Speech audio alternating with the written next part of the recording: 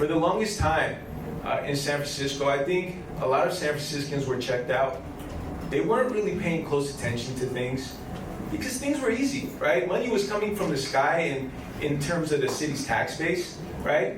And, you know, we want to be compassionate, and we were able to afford compassion.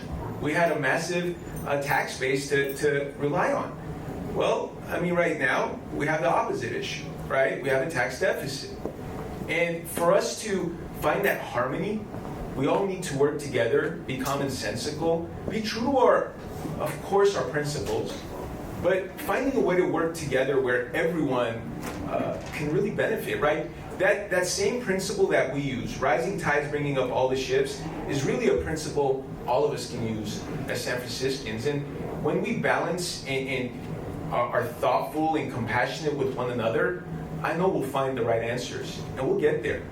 But I hate to say this, we're not going to get there tomorrow. We're not going to get there next month. We're not going to get there in an immediate snap your fingers kind of way, but we will get there if we all put in the hard work. I will add a little bit to this, just because I'm looking at this as an investor, not just of hotels, but of other product types.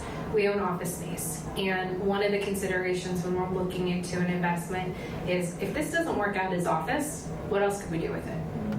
So there's some flexibility in certain markets where that's not hard to change. I could turn this into multifamily. I could turn this into a hotel. Harder to do that in San Francisco.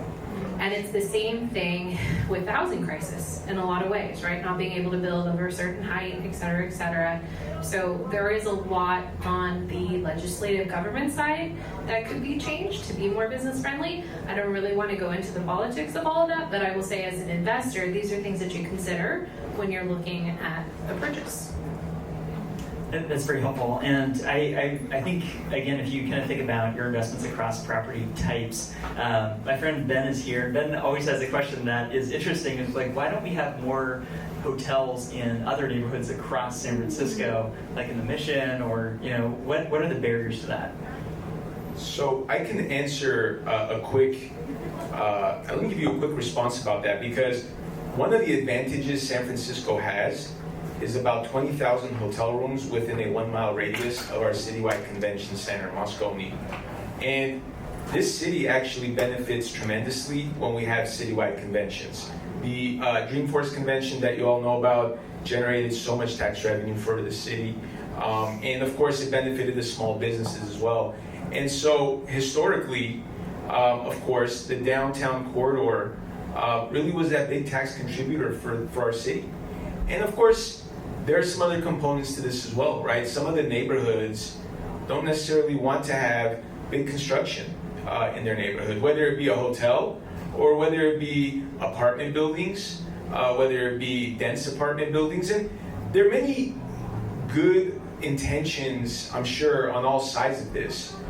But I think the expression is the road to hell is paved by the best of intentions.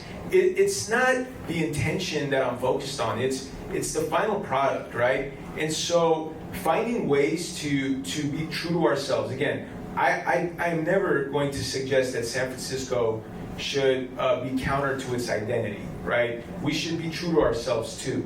But finding a way to really think about this through the lens of the marketplace of ideas, where business, community, and everyone really address the issues in a forthright way, I think comes up with the best results for our city if we do that together. And so that's one of the reasons why most of the hotels you see aren't downtown, because we do have a great citywide convention city.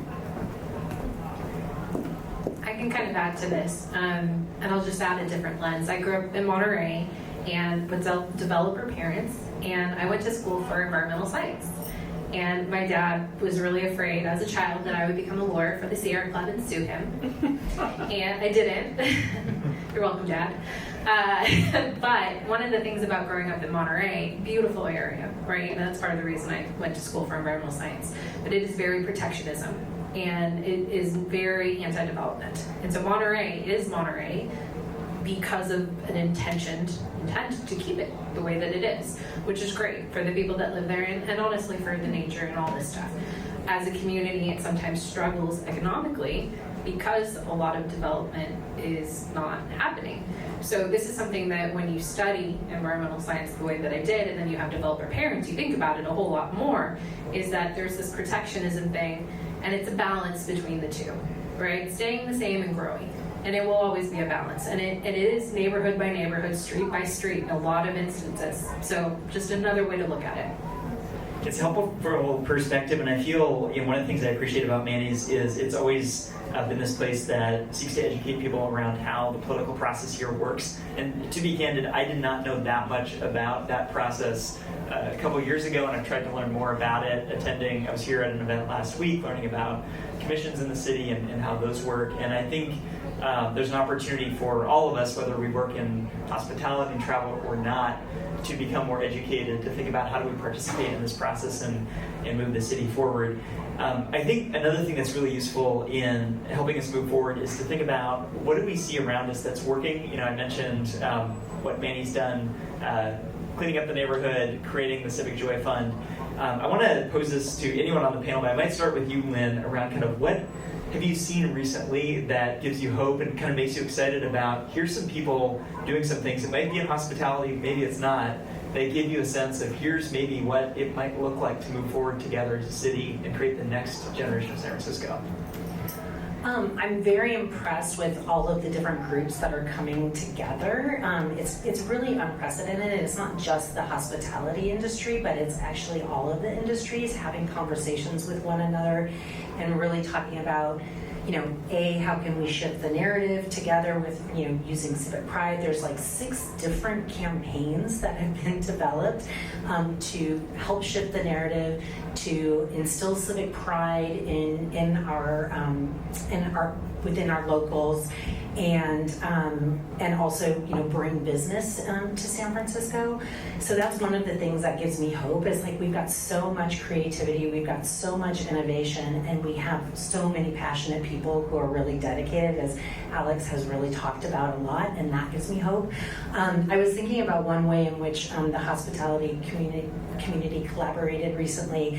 I was involved with as part of the cable car 150th anniversary, there were the Fairmont, the Tonga Room at the Fairmont, Buena Vista, ScoMa's, and the Westin St. Francis all came together and said, let's create a cable car crawl. And then they brought us into the conversation and said, hey, can you host this on your website for us, because we need kind of a central place, to talk about this whole thing. And then we brought in journalists, and they're writing about this, and it was just this little small grassroots campaign. There's not a lot of money that was put into it, but it was so refreshing to just see everybody working together and how can we leverage this really great moment in time with the 150th cable car anniversary, and then and yet kind of drive some business for ourselves as well, drive business for the cable cars. I mean, Muni definitely needs ridership right now, so it really that was really heartening for me to see that come together. It's very fun. And we had a good time, and we ended up at John's Grill at the end of the night. Awesome. Ali, I want to ask you a question, actually. I kind of asked my other co-moderator a question. I think you and I were talking earlier around, you not only write extensively about San Francisco and the Bay Area, but you travel around the world. And you have kind of noticed how different areas have responded and worked together. But my question for you is about identity. And what do you think it will take for all of us as citizens of San Francisco, again, whether we work in this industry or not, what does it take to move the city forward just as residents and citizens of this town?